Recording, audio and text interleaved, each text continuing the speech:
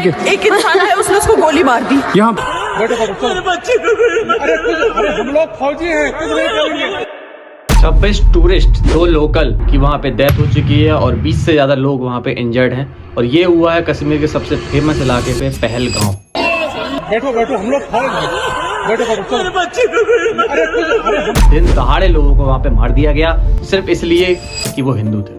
पहलगांव कश्मीर का सबसे famous tourism place है, लेकिन 22 अप्रैल को जो वहाँ पे हुआ, शायद ये कि अब वहाँ पे कोई घूमने जाएगा। कश्मीर और टेररिस्ट का रिश्ता कोई नया नहीं है, ये हम लोग हमसे सुनते आ रहे हैं, पर आज तक हमेशा ये बात होती थी कि ये कभी टूरिज्म के ऊपर कभी नहीं आया, क्योंकि वहाँ पे हमेशा जवान तैनात रहते थे हम लोगों की रक्षा के लिए। यही सारी चीज सोच के भी 22 अप्रैल को भाई कई लोग वहाँ पे घूमने गए कि वहाँ पे कोई खतरा नहीं है। लेकिन 22 अप्रैल को कुछ ऐसा हुआ कि बताया जा रहा है वहाँ की जैसे फोटोज वीडियोस के हिसाब से कि वो लोग मारने से पहले कोई जाति नहीं पूछ रहे थे, ना कोई इलाका पूछ रहे थे, ना कोई काम पूछ रहे थे, वो सिर्फ ये पूछ रहे थे कि आप हिंदू हैं। मेरा पति साइड में था, एक इंसान है, उसने उसको गोली मार दी। यहाँ पे उसने बोला कि शायद मुस्लिम नहीं है, उसने उसको गोली मार दी।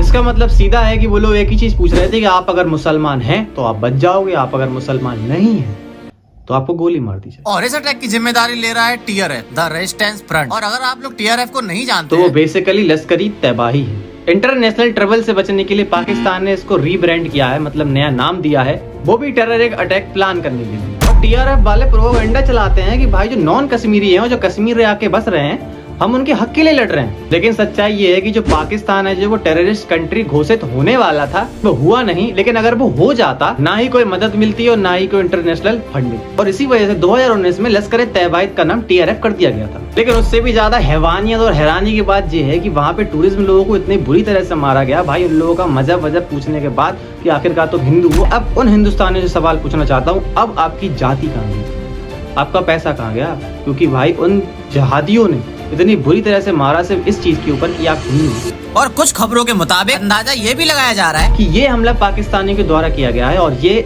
लोकल इशू बन जाए, ताकि दोबारा से ये लोग हिंदू मुस्लिम के बीच में अंदर दंगे हो इस चीज को लेके। और इससे ज्यादा सबसे नुकसान होगा भाई कश्मीर की इकोनॉमी पर, क्योंकि वो सबसे ज्यादा टूरिज्म पे ही चलती है। और यही कारण है जो कश्मीर के टेररिस्ट है वो कहना चाहते हैं कि भाई वो कश्मीर को आजाद कराना चाहते हैं। वो कभी भी टूरिस्ट पर अटैक नहीं करते। उनका कहना है कि भाई वो कभी भी सिविलियन से टूरिस्ट से उनकी दुश्मनी नहीं है, उनकी दुश्मनी अथॉरिटी से है। और 22 अप्रैल के इस वारदात के बाद हमारे मोदी जी ने भी कुछ स्पीच में बोला है कि अब उनको बख्शा नहीं जाएगा। आतंकियों ने मासूम देशवासियों को जिस बेरहमी से मारा है, और सीरियसली आप लोग खुद एक सोच के देखो, एक फैमिली मेंबर, मतलब पूरी फैमिली के साथ कोई बंदा घूमने गया हो और उसके फैमिली के सामने उसे मार दिया गया हो, तो उसकी वाइफ उन टेररिस्ट से कहती है कि अब आपने मेरे पति को तो मार ही दिया है, तो आप मुझे भी मार दो, तो मैं जीकर क्या करूंगी? तो टेररिस्ट बोलता है नहीं, मैं तुम्हें नहीं मारूंगा। ये बात जाके मोदी को बोलो। जिस बंदे ने मेरे पति को मारा ना, वो वही जा रहा था। मैंने उसे बोला मुझे भी मारो, मेरे सन में भी बोला, तो उसने हमें नहीं मारा, उसने बोला मोदी को बोलो।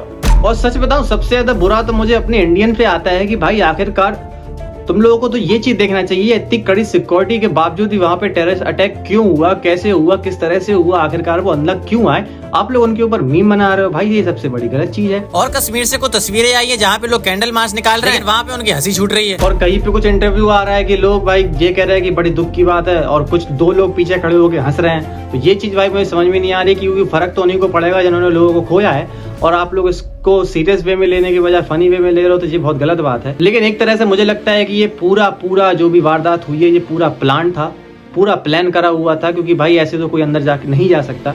ठीक है, तो सीधी सी बात ये है। बाकी हम लोग दुआ ही कर सकते हैं कि जितना गुस्सा हम लोग को आ रहा है, इतना ही गुस्सा प्रधानमंत्री जी को भी आ रहा हो। उनकी स्पीच देख के लगता भी है कि हाँ, अब शायद कुछ बड़ा हो। बस उम्मीद करते हैं कि उन लोगों को जल्दी पकड़ा जाए। मैं तो बस इतना ही विनती करना चाहता हूँ मोदी जी से, आगे चल के आप ऐसा कुछ करिए ताकि हमारे देश में कोई भी घुसपैठिया या फिर कोई भी टेररिस्ट अटैक करने से पहले 10 बार सोचे कि इतना बुरा खामियाजा हम लोग को भुगतना पड़ सकता है। बाकी इसमें आपकी क्या राय है भाई, वो कमेंट बॉक्स से बता देना। और जय श्री राम।